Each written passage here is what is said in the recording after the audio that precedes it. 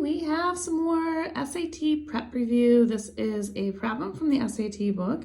So check this out. We're going to look at this. We're going to do this one of two ways. This is a good old distribution problem. I was taught the American way, which is to distribute, which is what I'm going to do here. I think only because of the fractions. Otherwise, I probably would just do the Chinese method. So that would be to divide the entire both sides by the 3, get rid of that, and then you don't have to distribute. Let me know in the comments which one you guys prefer, because I'm curious to see what my viewers are thinking. So I am going to show you guys this method, which is to distribute both sides, or both of these.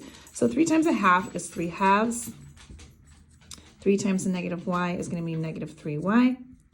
Over here, we don't have anything to do, so we're just going to leave this alone. And now we want to get y by itself. So I'm going to actually add 3 because I like to get the variable positive. Now this is going to eliminate that 100%, leaving me with just a 3 halves on that side. 3/5 over here. And when I combine our like terms, we're going to end up with 18y. Now because we moved everything of the y's over to the right-hand side, we're going to take those fractions and move them over so they're on the left-hand side. So the inverse operation, subtracting this because it was a positive, we're going to subtract both sides. These are going to be wiped out completely, leaving me just 18y. And then over here, everybody's favorite thing, fractions. All right, we don't have common denominators, so we are going to need to make the common denominators. So 3 halves, we're going to times this whole thing, numerator and denominator, by 5 to get 10 as my denominator. 5 times 2 is 10. 3 times 5 is going to be 15. This is a subtraction, so we're going to minus, and then we're going to do the same thing down here, but we're going to times this by 2 here. 3 times 2 is 6.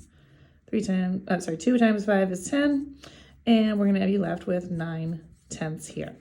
Now, we've got 9/10 is equal to 18y. We got to divide both sides by 18. Now, really tricky here because you already have a fraction. I'm just going to show you right over here. You're going to divide by a whole number, which is multiplying it by its reciprocal. So we're going to times it instead of by 18 over 1, we're going to do 1 over 18. Now, you can choose to do one of two things. You can either cross multiply. What I would do is I would simplify this, just doing this in my head without the calculator. 9 goes into itself once. 9 goes into here. Oop, not 9. 9 goes into 18, not 9, but 2 times. And we can just multiply now across. 1 times 1, 1. 10 times 2, 2.